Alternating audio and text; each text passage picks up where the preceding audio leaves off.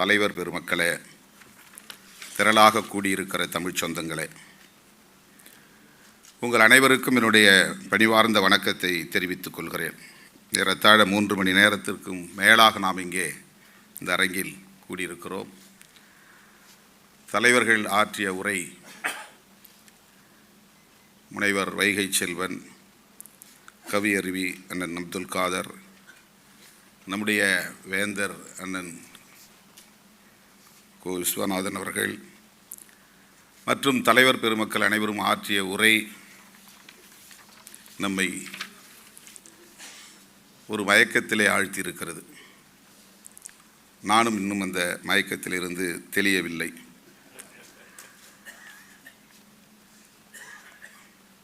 தமிழுக்குள்ள சிறப்பு, தமிழின் தொன்மை,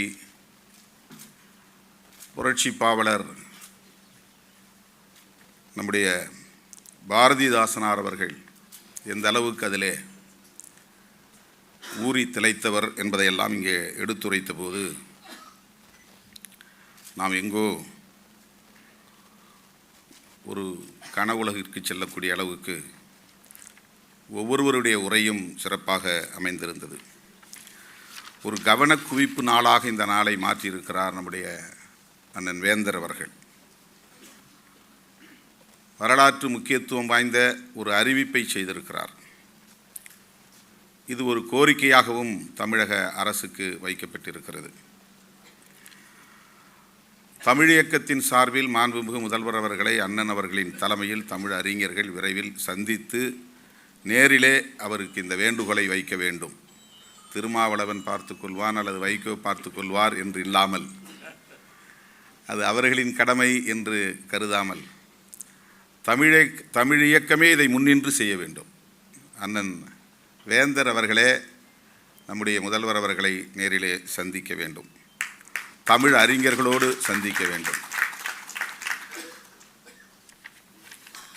இது என்னுடைய வேண்டுகோள்.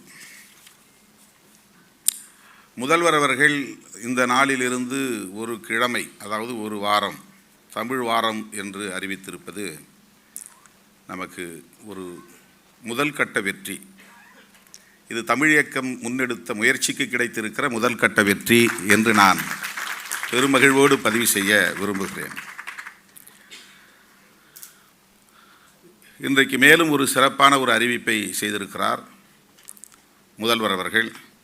தமிழகத்தில் காலனி என்கிற சொல்லை இனி யாரும் பயன்படுத்தக்கூடாது, அது ஆதிக்கத்தின் அடையாளம், இழிவின் அடையாளம் என்ற ஒரு அறிவிப்பையும் செய்திருக்கிறார். இந்த 2 அறிவிப்புகளுக்காக மாண்புமிகு முதல்வர் அவர்களுக்கு எனது தலைவணங்கிய நன்றியை தெரிவித்துக் கொள்கிறேன், பாராட்டுகளை தெரிவித்துக் கொள்கிறேன். இந்த 3 மணி நேர உரையின் சுருக்கம், பாவேந்தர் பாரதிதாசன் அவர்கள் ஒரு சமத்துவ போராளியாக இலக்கிய தளத்தில் பாடாற்றியிருக்கிறார் என்பதை நமக்கு உணர்த்துகிறது. புரட்சியாளர் அம்பேத்கர் அவர்கள் அரசியல் தளத்திலே நின்று ஆற்றிய பணியை,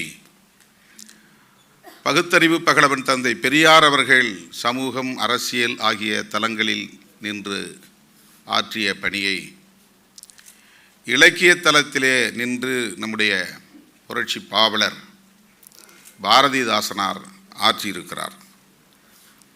அவருடைய நோக்கமும் சமத்துவம் என்பதுதான். இந்த அடிப்படையை முதலில் நாம் புரிந்து கொள்ள வேண்டும். வெறும் மொழி உணர்வு அல்லது மொழி பற்று என்பதாக மட்டுமே நாம் புரட்சி கவிஞரை சுருக்கி பார்த்துவிடக்கூடாது. அந்த மொழி உணர்வு அல்லது மொழி பற்று என்பது ஒரு இலக்கை நோக்கியதாக இருக்கிறது என்கிற புரிதல் மிக முக்கியமானது. வெறும் மொழி உணர்வு, மொழிப்பற்று என்பது பிற மொழி மீதான வெறுப்புக்கு இடமளித்துவிடும். பிற மொழி மீதான வெறுப்பு என்பது தூய்மைவாதத்தை நோக்கி நம்மை இழுத்து சென்றுவிடும். புரட்சி கவிஞர் அவர்கள் தனித்தமிழை விரும்பினார் என்பது உண்மை. பிறமொழி சொற்கள் கலப்பதை துடைத்தெறிய வேண்டும் என்று போராடினார் என்பது உண்மை. இவையெல்லாம் எதற்காக என்றால், பிற மொழியின் ஊடாக பிற மொழியினரின் ஆதிக்க கருத்தியல் நம்மை வீழ்த்திவிடக்கூடாது என்கிற எச்சரிக்கை உணர்வோடு, அதுதான் மிக முக்கியமாக நாம் கவனத்தில் கொள்ள வேண்டியது.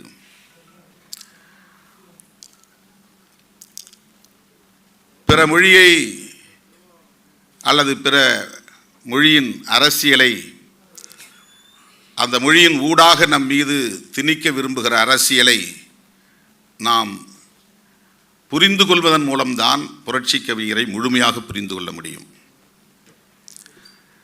புரட்சி கவிஞர் பாரதிதாசன் அவர்கள் தொடக்கத்தில் காந்தியை ஏற்றுக்கொண்டவராக, காங்கிரஸை ஏற்றுக்கொண்டவராக, கடவுள் நம்பிக்கை கொண்டவராக, கடவுள் பற்று கொண்டவராகவும் இருந்திருக்கிறார். இது 1930 வரையில் அவருடைய பரிமாணம்.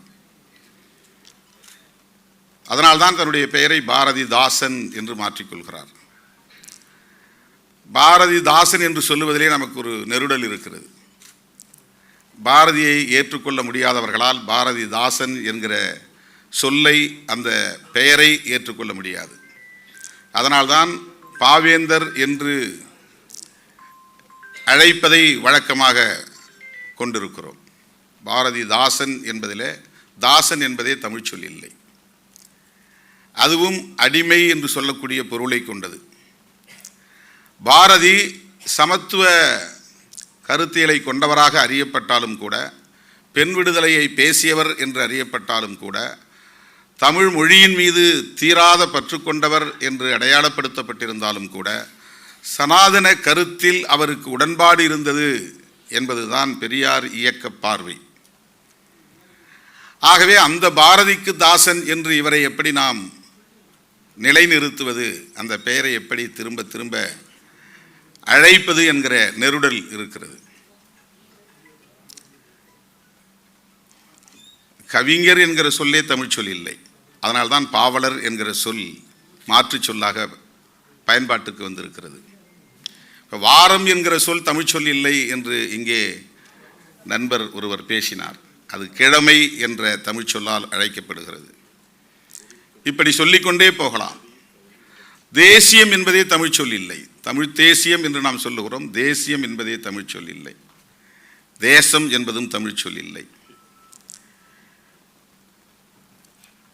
இப்படி ஒவ்வொன்றாக சொல்லிக்கொண்டே போனால் இங்கே வந்து அமர்ந்திருக்கிறவர்களின் பெயர்களை எல்லாம் எழுதி பார்த்தால் அதிலே 80 விழுக்காடு தமிழ் பெயராக இருக்காது. இந்த தூய்மைவாதம் அல்ல புரட்சி கவிஞர் பாரதிதாசன் விரும்பிய தூய்மை என்பது. இந்த தூய்மைவாதம் அல்ல. இந்த பெயர்களின் ஊடாக நம்மை அறியாமலேயே நம் மீது ஆதிக்கம் செலுத்துகிற கருத்தியல் என்பதுதான் முக்கியமானது. ஒரு வடசொல் இங்கே வருகிறது என்று சொன்னால் அது வெறும் சொல்லாக வரவில்லை. அந்த சொல்லின் ஊடாக அவர்களின் கருத்தியலும் உள்ளே நுழைகிறது, அவர்களின் சிந்தனை நுழைகிறது. ஒரு சமற்கிருத சொல்லை நாம் உள்வாங்கிக் கொள்கிறோம் என்று சொன்னால் அது வெறும் சமற்கிருத சொல்லாக மட்டுமே இங்கு நிலை பெறுவதில்லை. அந்த சொல்லின் ஊடாக அவர்களின் சிந்தனை நம் மீது மேலாதிக்கம் செலுத்துகிறது. இதுதான் புரட்சி கவிஞரின் அணுகுமுறை. அவருடைய பார்வை இதுதான். தமிழ் இயக்கம் என்கிற ஒன்றை அவர் முன்னெடுக்கிற போது அந்த தமிழ் இயக்க பாடலில் ஒவ்வொருவருக்கும் அவர் தனித்தனியாக வேண்டுகோள் வைக்கிறார், கோரிக்கை வைக்கிறார். இருப்பதை விட இறப்பது நன்று, வரிப்புலியே தமிழ் காக்க எழுந்திரு, அது இளைஞர்களுக்கு சொல்லுகிறார். மங்கையர் முதியோர் எழுக, பெண்களே மூத்தவர்களே எழுந்து வாருங்கள். வாணிகர், வியாபாரம் செய்யக்கூடியவர்களே, வியாபாரம் என்பது தமிழ் சொல் இல்லை, வாணிகர், அவர்களுக்கு கோரிக்கை வைக்கிறார். அரசியல் சீர் வாய்ந்தார், அரசியல்வாதிகளுக்கு சொல்லுகிறார். மாணவர்களுக்கு சொல்லுகிறார், புலவர்களுக்கு சொல்லுகிறார், இவர்கள் குடும்பத்தாருக்கு சொல்லுகிறார், கோயிலாருக்கு சொல்லுகிறார், அறத்தலைவர் நீதிபதிகளுக்கு சொல்லுகிறார், விழா நடத்துவோருக்கு சொல்லுகிறார். இப்படி கணக்காயர் என்று ஒவ்வொன்றாக அவர் ஒவ்வொருவருக்கும் கோரிக்கை வைக்கிறார். அதில் அவர் சொல்ல வருவது அனைத்துமே கருத்தியல் சார்ந்தது, வெறும் மொழி தூய்மை அல்ல. ஒவ்வொருவருக்கும் அவர் வைக்கிற கோரிக்கை அதில் ஒன்றே ஒன்று மாணவர்களுக்கு அவர் சொல்லுகிறார். அதை நாம் இந்த இடத்திலே பதிவு செய்வது முக்கியமானது என்று கருதுகிறேன். கற்கின்ற இருபாலீர், ஆண் பெண், மாணவனே மாணவியே இரண்டு பேருக்கும் தமிழ்நாட்டின் கண்ணொப்பீர், நீங்கள் தமிழ்நாட்டுக்கு கண்களை போன்றவர்கள். கனி இருக்க நிற்கின்ற நெடுமரத்தில் காய் கவர நினையாதீர். வள்ளுவன் குரலை அப்படியே வைக்கிறார். மூதுணர்வால் முற்கண்ட எவற்றினுக்கும் முதலான நந்தமிழை இகழ்தல் இன்றி கற்கண்டாய் நினைத்தின்பம் கை கொண்டு வாழ்ந்திடுவீர் நன்றே என்றும் அவர் வாழ்த்துரை சொல்லிட்டு, ஆங்கிலத்தை கற்கையிலும் அயல்மொழியை கற்கையிலும் எந்த நாளும் தீங்கனியை செந்தமிழை தென்னாட்டின் பொன்னேட்டை உயிராய் கொள்வீர், ஏங்க வைக்கும் வடமொழியை இந்தியை எதிர்த்திடுவீர் அஞ்ச வேண்டாம். இந்தியை எதிர்க்க சொல்றார். தீங்குடைய அடுத்த வரி பாருங்க, ஏங்க வைக்கும் வடமொழியை இந்தியினை எதிர்த்திடுவீர் அஞ்ச வேண்டாம், தீங்குடைய பார்ப்பனரின் ஆயுதங்கள் இந்தி வடசொல் இரண்டுமே. ஏன் அவர் இந்தியை எதிர்க்க சொல்லுகிறார், ஏன் தமிழை பாதுகாக்க சொல்கிறார் என்றால் இதுதான் இங்கே நாம் கவனிக்க வேண்டியது. தீங்குடைய பார்ப்பனரின் ஆயுதங்கள் இந்தி வடசொல் இரண்டும். வடசொல்னாக்க இந்தி மட்டும் இல்லை, இந்தியை போல பாலியும் ஒரு வடசொல் தான், சமஸ்கிருதம் வடசொல் தான். வட இந்தியாவிலிருந்து தோன்றிய மொழிகள் அனைத்தும் நம்முடைய கருத்தியலுக்கு, சமத்துவ கருத்தியலுக்கு, சகோதரத்துவ கருத்தியலுக்கு, பெண் விடுதலை கருத்தியலுக்கு, சாதி ஒழிப்பு கருத்தியலுக்கு எதிரானது. அதுதான் நாம் புரிந்து கொள்ள வேண்டும். இந்தியை ஏன் எதிர்க்கிறோம் என்றால் வெறும் மொழி என்பதற்காக எதிர்க்கவில்லை, இந்திக்குள் நமக்கு எதிரான கருத்தியல் அடங்கி இருக்கிறது. அதன் மூலம் நம்மை வீழ்த்த அவர்கள் முயற்சிக்கிறார்கள். பார்ப்பான்பால் படியாதீர், மாணவர்களுக்கு சொல்றாரு. சொற்கு கீழ்ப்படியாதீர், உம்மை ஏய்க்கை பார்ப்பான், தீதுர பார்ப்பான், தீங்கு செய்ய பார்ப்பான், கெடுத்துவிட பார்ப்பான், எப்போதும் பார்ப்பான் ஆர்ப்பான், நம் நன்மையிலே ஆர்வமிக உள்ளவன் போல், நம் நன்மையிலே ஆர்வம் மிக உள்ளவன் போல் நம்ப வேண்டாம். நம்பினால்தான் பெரியாரே ஒரு மண் என்று இங்கே இருப்பவர்கள் சொல்கிறார்கள். பார்ப்பானின் கையை எதிர்பார்ப்பானையே பார்ப்பான் தின்ன பார்ப்பான் என்று சொல்லிக்கொண்டே போகிறார். அந்த பாடல் முழுக்க மாணவர்களுக்கு சொல்லுகிற, ஒவ்வொருவருக்கும் சொல்லுகிற, ஒவ்வொரு இடத்திலும் ஆரிய எதிர்ப்பு, பார்ப்பனிய எதிர்ப்பு என்பதுதான் தமிழ் இயக்கம். வெறும் மொழி தூய்மை அல்ல, கருத்தியல் தூய்மைதான் மொழி தூய்மை. வெறும் இன தூய்மை அல்ல, கருத்தியல் தூய்மைதான் இன தூய்மை. இல்லை என்றால் இந்த தூய்மைவாதம் எதோடு பொருந்தும் என்றால், சாதி விட்டு சாதி திருமணம் செய்வது கூடாது, ஏனென்றால் சாதி தூய்மை பாதுகாக்கப்பட வேண்டும், அதுவும் சரி என்றாகிவிடும். இந்த மொழி தூய்மைவாதம் வெறும் மொழி உணர்வோடு தொடர்புடையதாக இருந்தால் சாதி தூய்மைவாதமும் சரி என்றாகிவிடும், ஆணவ கொலை என்பதும் சரி என்றாகிவிடும். இப்போ ஆணவ கொலைகளை நியாயப்படுத்துவது சரி என்று சொல்லுவது எது? ஆரியம், பார்ப்பனியம். இது ஒரு கருத்தியல். ஆகவே பெரிய புரட்சி கவிஞர் 30 வரையில் பாரதியை ஏற்றுக்கொண்ட காலம், காங்கிரஸை அவர் ஏற்றுக்கொண்டு ஒரு தேசிய பார்வை கொண்டிருந்த காலம், அப்போது பாடிய பாடல் வேறு. 30க்கு பின்னால் சிங்காரவேலரோடு ஏற்பட்ட உறவு, பெரியாரோடு ஏற்பட்ட நட்பு, புதுவை சுப்பையா அவர்களோடு உருவான உறவு, இவையெல்லாம் அவருடைய இன்னொரு பரிமாணத்தை வெளிக்கொணர்கிறது. அந்த பரிமாணம்தான் அவரை உலகளாவிய பார்வை கொண்டவராக, பொதுவுடைமை இயக்க கருத்தில் நம்பிக்கை உடையவராக மாற்றுகிறது. வள்ளலாருக்கு கூட தொடக்க காலத்தில் இந்து மதத்தின் மீது நம்பிக்கை இருந்தது. முருகப்பெருமானை அவர் தரிசித்ததாகவே அவரே சொல்லுகிறார். நான் சென்னையில் தங்கியிருந்தேன், 7 கிணறு பகுதியில் என் அண்ணன் வீட்டில் தங்கியிருந்தேன், அப்போது நான் முருகனை நேரில் சந்தித்திருக்கிறேன் என்றெல்லாம் கூட அவர் தொடக்கத்திலே சொல்லுகிறார். பிற்காலத்தில் வள்ளலாருடைய பரிமாணம் என்னவாக மாறுகிறது என்றால் சனாதன எதிர்ப்பாகத்தான் மாறுகிறது. மனு தர்மத்தை எதிர்த்து போராடுகிற, ஆரியத்தை எதிர்க்கிற ஒரு பரிமாணமாகத்தான் வள்ளலாரின் பரிமாணம் இருக்கிறது. ஒவ்வொரு காலகட்டத்திலும் ஒவ்வொரு பரிமாணங்கள் முற்போக்கான பரிமாணங்கள் வளர்ச்சி அடையக்கூடிய நிலையை நாம் பார்க்கிறோம். பெரியாரே அப்படித்தான். 1925 வரையில் காந்தியை தலைவராக ஏற்றுக்கொண்டவர், காங்கிரசின் தலைவராகவும் இருந்தவர், அகில இந்திய பார்வை கொண்டவராக இருந்தவர். அதன் பிறகு அவருடைய பரிமாணம் முற்றிலும் மாறுபடுகிறது. அதிலிருந்து அவர் வெளியே வருகிறார், சுயமரியாதை இயக்கத்தை காண்கிறார். அதன் பிறகு அவர் தமிழ்நாடு என்கிற நிலையில் இருந்து திராவிட அரசியலை உயர்த்தி பிடிக்கிறார். திராவிட அரசியல் என்பது பெரியாருடைய பார்வையில் நிலப்பரப்பை குறிப்பதல்ல. திராவிட அரசியல் என்பது தென்னிந்திய மொழிகளை குறிக்கிற மொழிபரப்பல்ல. திராவிட அரசியல் என்பது பெரியாரிய பார்வையில் ஆரிய எதிர்ப்பு என்று புரிந்து கொள்ள வேண்டும். சில பேர் அதை குழப்புகிறார்கள். திராவிட நாடு கோரிக்கை வைத்ததனால் அது நிலப்பரப்பாக பார்க்கிறார்கள். தமிழ், தெலுங்கு, மலையாளம், கன்னடம், துளு ஆகிய மொழிகள் தான் திராவிட மொழிகள். கால்டுவெல் சொல்லிவிட்டு போய்விட்டார். ஆகவே அவர் தெலுங்கர் அல்லது கன்னடர், அதனால்தான் இங்கே திராவிட இயக்கத்தை உருவாக்கினார், தமிழ் தேசியம் இங்கே சிதைந்து போனது என்று சில அரசியல் அறியாமையில் உழலும் அற்பர்கள் இங்கே பேசிக் கொண்டிருக்கிறார்கள். அது ஏற்புடையதல்ல. அவருடைய எதிர்ப்பு என்பதே திராவிடம் என்கிற இந்த கருத்தியலை ஆரியத்திற்கு எதிரான ஆயுதமாகத்தான் கையில் எடுக்கிறார். அந்த பார்வை நமக்கு வேண்டும். திராவிடம் என்பதை நிலப்பரப்பு என்கிற அடிப்படையில் அவர் உள்வாங்கவில்லை. மொழி, தென்னிந்திய மொழிகள் என்கிற அடிப்படையில் உள்வாங்கவில்லை. அவர் இந்திய எதிர்ப்பையும் கூட இந்த ஆரிய எதிர்ப்பில் இருந்துதான் முன்னெடுக்கிறார். அவர் கடவுள் மறுப்பையும் கூட ஆரிய எதிர்ப்பில் இருந்துதான் முன்னெடுக்கிறார்.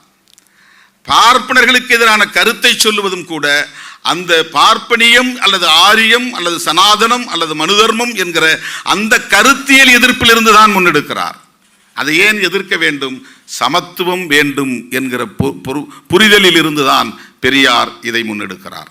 அந்த பெரியாரை தன் தலைவராக ஏற்றுக்கொண்டவர் நம்முடைய புரட்சி பாவலர் பாரதிதாசன். எனவே தமிழ் இயக்கம் என்பது ஆரிய எதிர்ப்பு இயக்கம் என்கிற புரிதலோடு நாம் இதை கையில் எடுக்க வேண்டும். அதை அடுத்த தலைமுறையை நோக்கி எடுத்து செல்ல வேண்டும். புரட்சி பாவலர் பாரதிதாசன் அவர்கள் இங்கே எல்லோரும் பல கவிதைகளை மேற்கோள் காட்டினார்கள். அதிலே பலரும் சொன்ன கவிதை உலகம் உண்ண உண், உலகம் உடுக்க உடுப்பாய் என்ற அந்த கவிதை வரிகள். அறிவை விரிவு செய் என்று அதிலே சொல்லுகிறார். அதனுடைய பொருள் என்ன?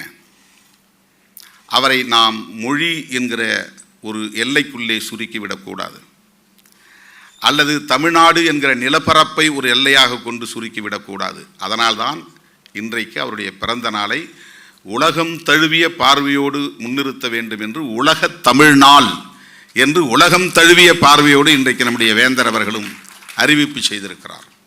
நமக்கு புரட்சி கவிஞருடைய பரிமாணங்களை, முற்போக்காக வளர்ச்சியடைந்த அவருடைய பரிமாணங்களை, இறுதியாக அவர் முன்வைத்த என்ன கருத்தியலோ அந்த கருத்தியல்களை மக்களிடத்தில் கொண்டு போய் சேர்ப்பதையே தமிழ் இயக்கமாக உள்வாங்கிக் கொள்ள வேண்டும். அந்த புரிதல் இல்லையேல் நழுவிவிடும், பாதை வழுவ நேரிடும், அல்லது இலக்கு திசை மாறும். நம்மால் வெறும் தூய்மைவாதம் பேசி தமிழ்நாட்டில் தெலுங்கர் எதிர்ப்பு, கன்னடர் எதிர்ப்பு என்கிற வகையிலே இதை சிறுத்து போகச் செய்வார்கள், சிதைக்க செய்வார்கள். அதுவல்ல தமிழ் இயக்கத்தின் நோக்கம், அதுவல்ல புரட்சி கவிஞர் பாரதிதாசனின் நோக்கம். ஆரிய எதிர்ப்பு தான், பார்ப்பனிய எதிர்ப்பு தான், சனாதன எதிர்ப்பு தான், மனுதர்ம எதிர்ப்பு தான். அதைத்தான் இங்கே அண்ணன் நம்முடைய வேந்தர் அவர்கள் மிகச் சரியாக அவருடைய உரையிலே டு த கோர் என்று சொல்லுவோமே, அப்படி அந்த குறி இலக்கை மையமாக வைத்து சொன்னார். மூட நம்பிக்கைகள் ஒழிப்பு சட்டத்தை தமிழ்நாட்டில் கொண்டு வர வேண்டும் என்கிற கருத்து அதில் இருந்துதான் உருவாகிறது. இது தமிழ்நாடு அரசு செய்ய வேண்டிய மிக முக்கியமான ஒரு பணி, முகாமையான பணி. கர்நாடகாவிலே அதை செய்ய முடிந்தது என்றால் தமிழ்நாட்டிலே ஏன் செய்ய முடியாது? பெரியாரை நாம் கொள்கை ஆசானாக ஏற்றுக்கொண்டிருக்கிற நிலையில் ஏன் தமிழ்நாட்டில் செய்யக்கூடாது? பாவேந்தரை நம்முடைய கொள்கை குறியீடாக கொண்டிருக்கிற போது அவரும் அந்த மூட நம்பிக்கைகளுக்கு எதிராக பாடியவர் தானே.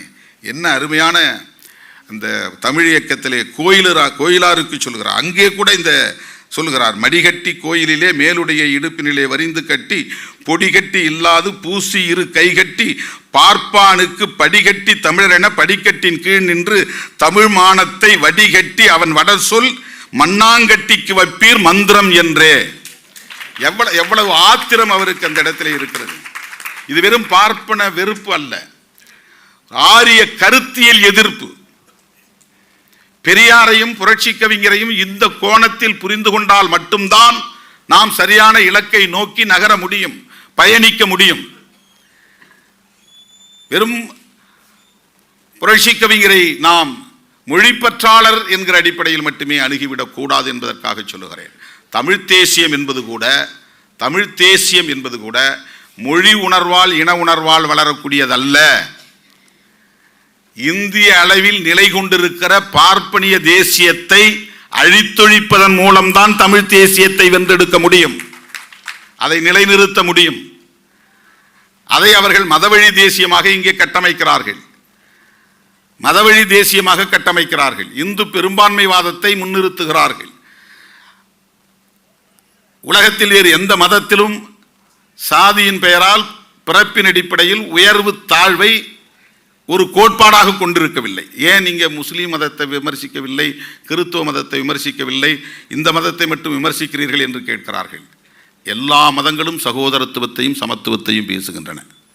இந்த மண்ணில் தோன்றிய பௌத்தம் உட்பட சமணம் உட்பட அந்த மதங்கள் சகோதரத்துவத்தையும் சமத்துவத்தையும் போதிக்கிறது. கிறிஸ்தவம் சமத்துவத்தையும் சகோதரத்துவத்தையும் போதிக்கிறது. சங்க பரிவாரங்கள் ஒரு காலத்திலும் சகோதரத்துவத்தை சமத்துவத்தை பேச மாட்டார்கள். வைகை செல்வன் அவர்கள் எச்சரிக்கையாக இருக்க வேண்டும். சங்க பரிவாரங்களோடு சேர்ந்து கொண்டு தமிழ்ச்சங்கத்தை உங்களால் ஒரு காலத்திலும் காப்பாற்ற முடியாது. அது அழித்தொழிக்கிற வரையில் அது ஓயாது. சங்க பரிவாரங்கள் அப்படித்தான் இந்தியா முழுமையும் விழுங்கிக் கொண்டே வருகிறார்கள். தமிழ்நாட்டை விழுங்க துடிக்கிறார்கள். முதலில் அதிமுகவை விழுங்கி விடுவார்கள் என்கிற கவலைதான் எனக்கு. அது நிகழ்ந்துவிடக் கூடாது என்கிற கவலைதான். தோழமையோடு நான் சுட்டி காட்டுகிறேன். எனக்கு வேற எந்த அரசியல் நோக்கமும் இல்லை. நான் ஒரு கூட்டணியில் இருக்கிறேன் என்கிற எண்ணத்தில் இதை சொல்லவில்லை. திமுகவை தற்காத்துக் கொள்ளும், அதற்கு விடுதலை சிறுத்தைகள் கட்சி தேவையில்லை. அதிமுகவை தற்காத்துக் கொள்ளும் அந்த ஆற்றல் இருக்கிறது. ஜெயலலிதா அம்மையார் இல்லாமலேயே 65 இடங்களில் வெற்றி பெறக்கூடிய அளவுக்கு வாக்கு வலிமை கொண்ட ஒரு கட்சிதான். ஆனால் சங்க பரிவாரங்கள் முதலில் கூட இருப்பவர்களை அரவணைத்துதான் அழிப்பார்கள். பகைவர்களை அப்புறம்தான் அழிப்பார்கள், எதிரிகளை அப்புறம்தான் அழிப்பார்கள். நமக்கு இருக்கிற கவலையே அதுதான். சங்க பரிவாரங்களோடு சேர்ந்து ஒரு காலத்திலும் நம்மால் தமிழை காப்பாற்ற முடியாது. அவர்கள் மொழிவழி தேசியத்திற்கு எதிரானவர்கள், பிராந்தியவாதத்திற்கு எதிரானவர்கள், ஒரு மொழி ஒரு தேசம் என்கிற கருத்தை வலுவாக கொண்டவர்கள். இன்னும் 50 ஆண்டுகளுக்கு பின்னால் தமிழ்நாட்டிலே இந்தியை பேசக்கூடியவர்கள் மட்டுமே இருக்க வேண்டும் என்று விரும்பக்கூடியவர்கள். இந்த 10-11 ஆண்டுகளில் சமஸ்கிருதத்தை வளர்ப்பதற்கு 3 கோடி பேச்சு மொழி இல்லை என்கிற அளவுக்கு வழக்கொழிந்து போன சமஸ்கிருதத்திற்கு எதற்காக 1000 கோடிக்கு மேல் நிதி ஒதுக்கீடு? அவர்களின் நோக்கம் என்ன? இது அரசியல் அல்ல, இதுவும் நாம் தெரிந்து கொள்ள வேண்டிய ஒன்று. கருத்தியல் ரீதியாக கட்சி அரசியல் அல்ல. இதை அறிந்து கொள்ளாமல், இதை நாம் முன்னெடுக்காமல் நம்மால் எதையும் சாதிக்க முடியாது.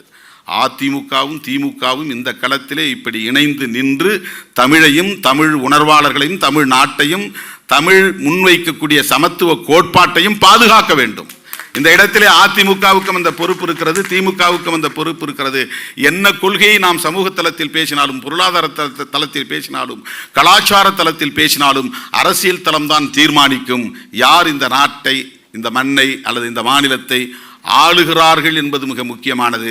திராவிட இயக்கம் அண்ணாவால் வளர்ச்சி பெற்று ஒரு அரசியல் சக்தியாக மாறி அது ஆட்சிக்கு வந்ததனால்தான் புரட்சி கவிஞரை பேசும் நிலை இங்கே உருவாகி இருக்கிறது. இல்லை என்றால் புரட்சி கவிஞர் இருக்கும் இடமே தெரிந்திருக்காது. அதை நினைவிலே வைத்துக் கொள்ள வேண்டும். திமுக என்கிற ஒரு இயக்கம் அண்ணாவால் உருவாக்க பெற்று அது ஒரு அரசியல் சக்தியாக பரிணாமம் பெற்று ஆட்சி பீடத்தில் அமர்ந்ததனால்தான் பெரியாரை பற்றி பேசுகிற நிலை இங்கே வளர்ந்தது.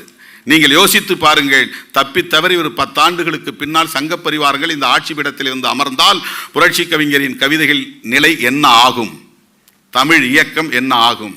இந்த பாடல்கள் எல்லாம் அவர்களால் வரவேற்கப்படுமா, பாராட்டப்படுமா, ஊக்கப்படுத்தப்படுமா? இந்த கருத்துகள் எல்லாம் ஏற்கப்படுமா? முடியாது. எனவே பெரியார் முன்வைத்த அரசியல் இந்த மண்ணை ஆள வேண்டும். அது திமுகவோ அதிமுகவோ அது அல்ல பிரச்சனை. பெரியார் முன்னெடுத்த அரசியல், சமத்துவ அரசியல், ஆரிய எதிர்ப்பு கருத்தியல், அதைத்தான் முழுமையாக தன் இறுதி மூச்சு வரையில் முன்னெடுத்தவர் நம்முடைய புரட்சி பாவலர் பாரதிதாசன் அவர்கள். ஆகவே அவர் கண்ட கனவும் தமிழாய்ந்த தமிழ் மகன்தான் தமிழகத்தின் முதலமைச்சாய் வருதல் வேண்டும் என்று இந்த தமிழ் இயக்கத்தை நூலிலே பாடியிருக்கிறார். உடனே பிறப்பை அடையாளம் காணுகிறார்கள். இந்த முதலமைச்சர் தமிழரா, அந்த முதலமைச்சர் தமிழரா? வெவ்வேறு காலகட்டத்தில் அது மதராஸ் பிரசிடென்சியாக இருந்த காலத்தில் அப்போது தமிழன் தெலுங்கன் என்கிற பாகுபாடு கிடையாது. இந்த மதராஸ் பிரசிடென்சிக்குள்ளே தெலுங்கர்களும் உண்டு, தமிழர்களும் உண்டு, கன்னடர்களும் உண்டு. அப்போது அரசியல் களத்தில் வலிமை மிக்கவர்களாக இருந்தவர்கள் ஆட்சி பீடத்தில் அமர்ந்தார்கள். காங்கிரஸாக இருந்த காலத்தில் காங்கிரஸில் யார் செல்வாக்கு பெற்றவர்களாக இருந்தார்களோ அவர்கள் முதலமைச்சர்களாக மாறினார்கள். தெலுங்கர்கள் தான் இந்த நாட்டின் மாநிலத்தின் முதலமைச்சராக வேண்டும் என்கிற கருத்தை முன்வைத்திருந்தால் ஆகியிருக்க முடியாது. மதராஸ் பிரசிடென்சி, இந்தியா ஒரே தேசம், அதில் மதராஸ் பிரசிடென்சி, அப்போது யார் அரசியலில் செல்வாக்கு பெற்றவர்களாக இருந்தார்களோ அவர்கள், அந்த கட்சி எந்த கட்சியோ அந்த கட்சியில் யார் செல்வாக்கு பெற்றவர்களாக இருந்தார்களோ அவர்கள் முதலமைச்சர்களாக வந்தார்கள். 1956க்கு பிறகுதானே மொழி வழி அடிப்படையிலே மாநிலங்கள் பிரிகின்றன.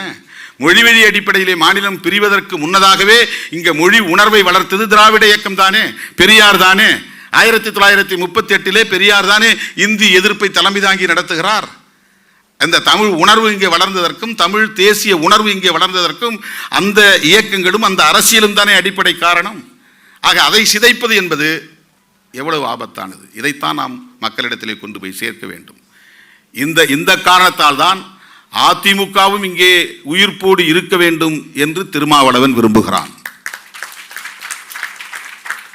இதை இந்த ஒரு நேர்மறை புரிதலோடு அன்பு இளவல் வைகை செல்வன் அவர்கள் புரிந்து கொள்ள வேண்டும் என்று நான் வைக்க கடமைப்பட்டிருக்கிறேன்.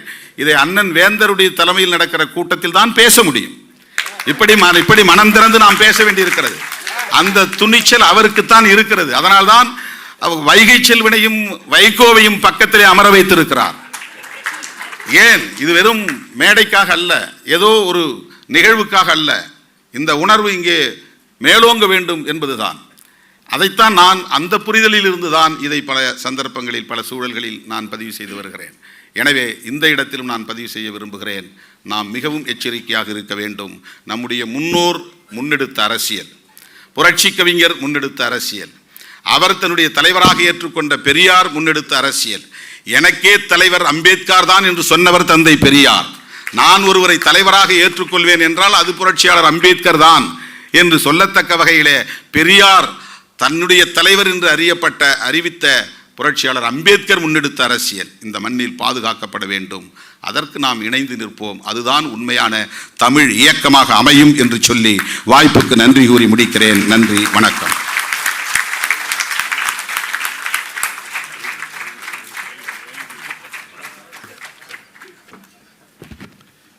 நன்றி ஐயா.